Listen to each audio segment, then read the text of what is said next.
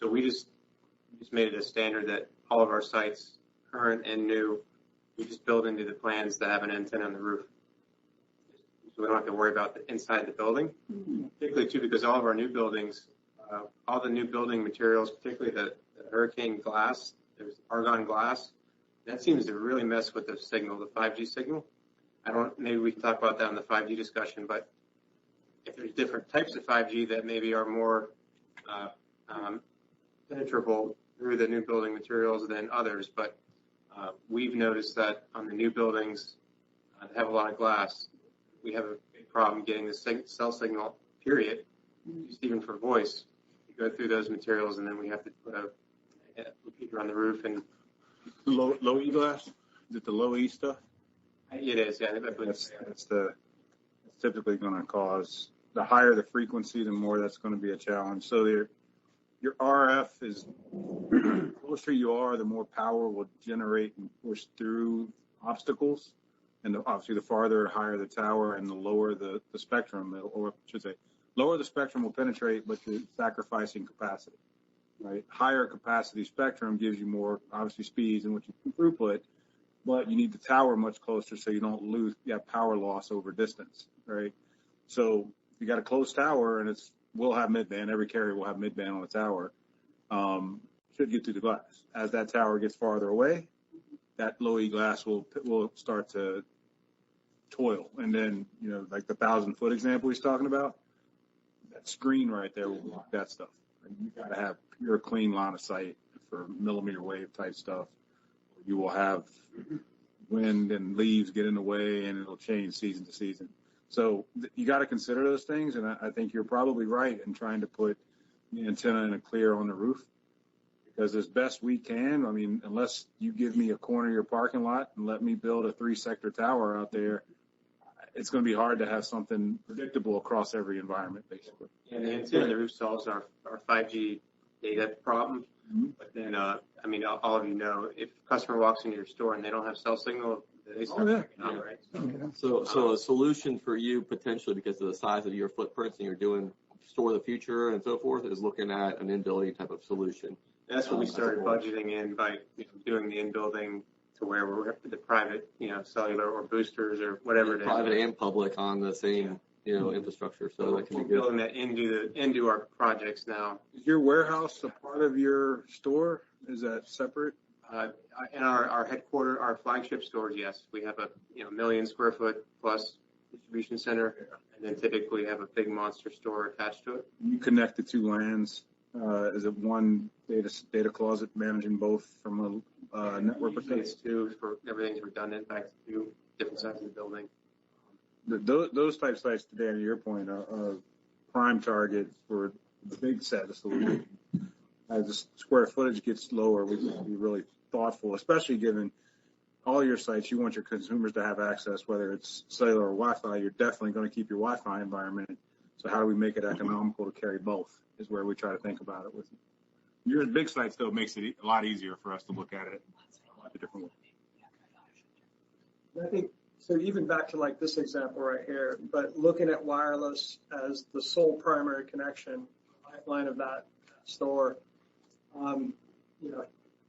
even when you've got a strong signal, you got the antenna and it's working great. I think just understanding that the reality of wireless, the reality of the environmentals, having a stadium, a popular area that could take the capacity down at any given point in time, that variable element is still a reality. So I think understanding that and being real, if the business can support capacity dropping to certain levels and that being a reality of it, maybe that'll still continue to work, just understanding that. Or if we need more consistent throughput, making sure we've got fiber alternatives or a secondary connection that can balance out those dips, because wireless will be variable even in that sense until we can get some of the prioritization across that wireless network as part of the network slicing and other elements. Yeah, and that's great. So the slide you had before this, that restaurant we were talking about, there was a lot of time spent on site typing, right? Looking at really what are they doing in these individual sites and where is fiber critical because of the maybe upload requirement or download requirement in that location. And then equally, we spent a bunch of time with them looking at where are their most painful locations, where they had shared broadband, but the best option they were getting was something that was, 15 meg or those kind of scenarios. And when we have moved them to mobility, those stores are operating at a tremendously better experience and a consistency level, because that shared broadband has the same problem, right? If you're monitoring that shared access broadband, you're seeing that at different times of the day, you have clearly different speeds, right? When I bring them to a mobility at a faster speed, I'm actually leveling out that network and giving them a more consistent experience. And that example you were showing before, that customer, we took 700 of their worst locations, moved them on mobility, and the owners love us for doing so. I mean, it's a significantly better experience for them and the end users. Mobility as a backup, too. We have a lot of, something happens, there's latency, the circuit's taking on latency or it's out, there's a fiber cut, switches over to the wireless backup, and the store employees have no idea. What we see is whenever there is a major cut, when everybody goes on LTE or whatever it is, and then you now have latency where you've never had it before on LTE or LTE. Saturated. You choke the spectrum. You choke the spectrum. That's the fiber got a lot more elasticity, right? The spectrum is such a resource that I think only now, because of the private cellular stuff, people are starting to really take a real good understanding of what spectrum has meant, even though we've known about it for years. Wi-Fi, cellular, now CBRS, and we're trying to help customers understand that too, because it's not the fiber that's your problem. We got plenty of elasticity there. To your point, you get a fiber cut somewhere, everybody's on cellular, and the finite resource is spectrum. It's stuck dry. The fiber cut, it also includes the backhaul from the tower. That's also sometimes, yeah. We try to build that in so we can, if one tower goes down because of the fiber, the actual adjust itself lengthen across, but it mitigates the amount of power you have by adjusting itself to cover a cell, so you lose it. Yeah, that incapacity. The other thing about that, BK, is that it takes longer, right? What I've seen in the network itself, as we've moved more and more to fiber, the failure rate on fiber is much lower, right? So you don't have the wet cable scenario anymore because it rained and some splice was in your copper that got wet and you have to go fix that. Now, predominantly, it's a fiber cut that causes an outage, and they're more painful for us whenever they happen, because you can't roll up there and fix a splice, right? You got to get a backhoe and you got to dig a street. So, there's goodness and badness. You got to measure it to see the reliability of the network has increased, your failure rate has decreased, right? That all looks good. And then you see my duration is going up and how long it takes you to repair it, right? It's not that we've lost focus of customer service or experience. It's the reality of the network's improving. The outages are uglier whenever they happen, right? But they're less frequent. It's the right trade-off, but you got to step back to look at the trade-off. All right, I'll just recap a bit here, right? So you talked about this a minute ago.